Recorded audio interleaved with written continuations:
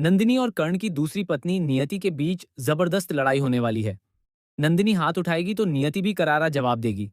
सास भी कभी बहू थी में आने वाला ट्विस्ट बेहद धमाकेदार होने वाला है।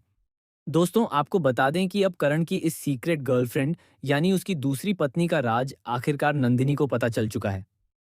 नंदिनी ने तुलसी के हाथ में वही तस्वीर देखी है जो उसने अपनी आंखों से देखी थी। कर्ण उस रहस्यमयी औरत यानी नियति को गले लगाते हुए। वहां गौतम ने जासूसी करवा रखी होती है। गौतम कहता है कि वक्त बदलते ही इंसान बदलने में देर नहीं लगती मम्मा। लेकिन जब गौतम कर्ण के बारे में बोलता है तो तुलसी उस पर विश्वास नहीं करती।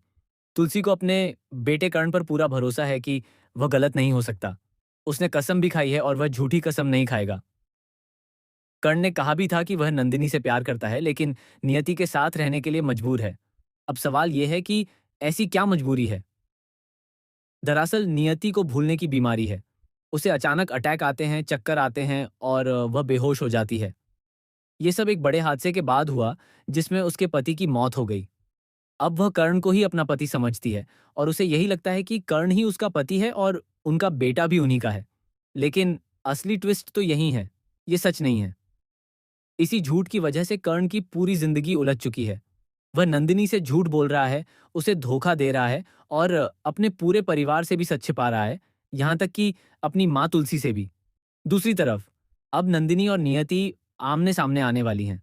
जब नंदिनी नियति से पूछेगी कि वह कर्ण को कैसे जानती है, तो नियति साफ कहेगी कि कर्ण उसका पति है। ये सुनकर नंदिनी को विश्वास नहीं होगा और दोनों के बीच जोरदार झगड़ा होगा।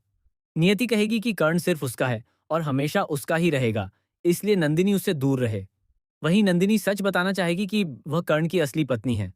लेकिन कर्ण यह सच सामने नहीं आने देना चाहता, क्योंकि उसे डर है कि सच जानकर नियति की तबीयत और बिगड़ जाएगी। अब कहानी में नया मोड़ तब आएगा जब कर्ण इस लड़ाई में नंदिनी का नहीं बल्कि नियति का साथ देगा। यही बात नंदिनी को अंदर तक तोड़ देगी और वह फैसला लेगी कि वह कर्ण को हमेशा के लिए छोड़ देगी। नंदिनी का यह फैसला बहुत जल्द देखने को मिलेगा, जहां वह शांति निकेतन छोड़कर चली जाएगी। अब देखना दिलचस्प होगा कि क्या कर्ण नियति के चक्कर में अपना बसा बसाया घर उजाड़ देगा। आपको क्या लगता है? क्या नियति सच बोल रही है या यह सब किसी साजिश का हिस्सा है? हमें कमेंट करके जरूर बताएं। टीवी की ऐसी ही लेटेस्ट अपडेट्स के लिए चैनल को सब्सक्राइब करना